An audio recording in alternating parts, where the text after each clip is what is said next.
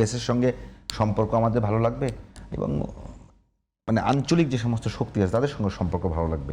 মানে এই চুক্তির ফলে কি এই ভূরাজনৈতিক যে মানে দিক থেকে বাংলাদেশ কি কোনো জায়গায় বড় ধরনের চাপে পড়বে কিনা, আর সেটা যদি পড়েও থাকে বিএনপি সেটাকে কিভাবে মোকাবেলা করবে? একটা কৌশলগত চাপের মধ্যে তো আমরা নিঃসন্দেহে আছি, এতে তো কোনো সন্দেহ নেই।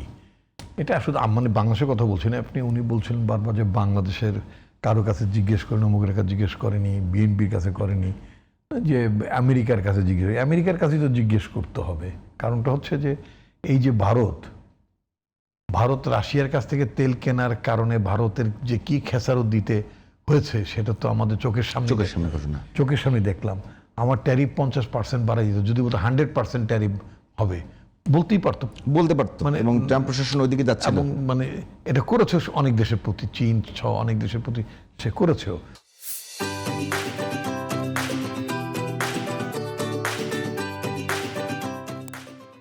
কথাটা বলাটা যত সহজ, ওই যে মাননীয় প্রধানমন্ত্রী সংসদ নেতা মানে চেয়ারটার দিকে, যে সবুজ যে চেয়ারটায় মানে সংসদ সদস্যরা বসেন, প্রধানমন্ত্রীর চেয়ারটার হাইট ওখান থেকে মানে সাধারণ সংসদ সদস্যদের চেয়ার থেকে ওনার চেয়ারটার হাইট 1 ইঞ্চি বেশি না, কালারের মধ্যে একটু চকচকা না, একই চেয়ার, সকল সংসদ সদস্য একই চেয়ারই বসেন, হয়তো ক্রমে সিরিয়ালি ওনারটা একটু আগে। এই তো উনি বলেছেন যে চেয়ারটা উত্তাপ অনেক বেশি, তপ্ত চেয়ার বলেছেন। সরকার চালানো আর টকশোতে আমি কথা বলা, আমি বলেই দিতে পারি এটা করা উচিত, ওটা করা উচিত। আমি যেহেতু গভর্নমেন্টের বাইরে, পার্লামেন্টের বাইরে, I can talk many things, বলতে পারি। কিন্তু রিয়ালিটি হচ্ছে যে আগামীকালকে বা আজকে বিকেলবেলায় যদি আমি এক্সটার্নাল অ্যাফেয়ার্সের মিনিস্টার যদি আমাকে করা হয়, ফরেন মিনিস্টার যদি আমাকে করা হয়, আমি কি এটা আন্ডু করে দিতে পারবো? রাতের বেলা পারবো না, আগামীকালকে পারবো না। পারার জন্য একটা ক্ষেত্র তৈরি করতে হয়, মানে একটা আর্জ, চাপ, একটা কম্পালশন ক্রিয়েট করতে হয়। ওটা তো পার্লামেন্টেই নাই। আবার যারা পার্লামেন্টে আছে মানে তাদেরকেও সেই অর্থে আমি ওনার আলোচনার মধ্যে যেটা শুনলাম, সেই অর্থে তাদেরকে অপোজিশন উনি ঠিক সেইভাবে খুব রিকগনাইজও করেন না, স্বীকৃতি দিচ্ছে না, সেইভাবে করেন না। আবার তাদের কাছে আবার একসাথে মিলেই সবকিছু করতে আবার বলতেছেন, মানে একটা মানে আমার কাছে বিষয়টা মানে খুব মনে হয়নি। হ্যাঁ, যদি হোয়াট এভার জনগণ যাকে পাঠিয়েছে, নো ম্যাটার ওট, আজকে শ্রীলঙ্কায় অভ্যুত্থানের পরে শ্রীলঙ্কায় বামপন্থা সরকারকে শ্রীলঙ্কার জনগণ ক্ষমতা পাঠিয়েছে। It was the mandate of the people, তাই না?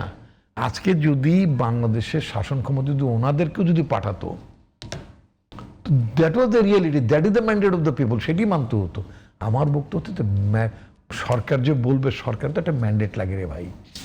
পার্লামেন্টে যদি আমি যেটা বারবার বলছিলাম যে পার্লামেন্টের মানে দল মত নির্বিশেষে অপোজিশনরা, তাই না, তারা যদি রেজ করতেন, পার্লামেন্টে কথা বলতেন। আপনি কি দেখেছেন, আমি যখন জুলাই চার্টার নিয়ে কথা বলার উদ্দেশ্যটা হচ্ছে এইটাই যে তারা যেটা মূল সমস্যা যেটা, সেটা নিয়ে তারা আলোচনা করেন নাই, একেবারেই আলোচনা করেন নাই। সত্যি কথা, তারা আলোচনা করেন নাই। আপনি যেটা বললেন, বোধ জামাত, এনসিপি বা আদার পার্টিজ, মানে যারা একটা দুটো আসনীয় যারা ছিলেন, তারা কেউ এ নিয়ে আলোচনা করেন নাই। আমাদের সাথে দুই একটা বামপন্থী তো আমাদের ভেতরেও আছে, সরকারও আছে, তারাও বলেননি। আচ্ছা, এখন কথা হচ্ছে যে তাহলে বিএনপি তো এটা একটা হচ্ছে যে মানে উত্তরাধিকার সূত্রে প্রাপ্ত আছে না, মানে ওই চুরির টাকা ঋণ শোধ করার একটা আমি কথা প্রায় বলি। চুরি করলো একজন, আমাকে সেটা ঋণ শোধ করতে আমাকে।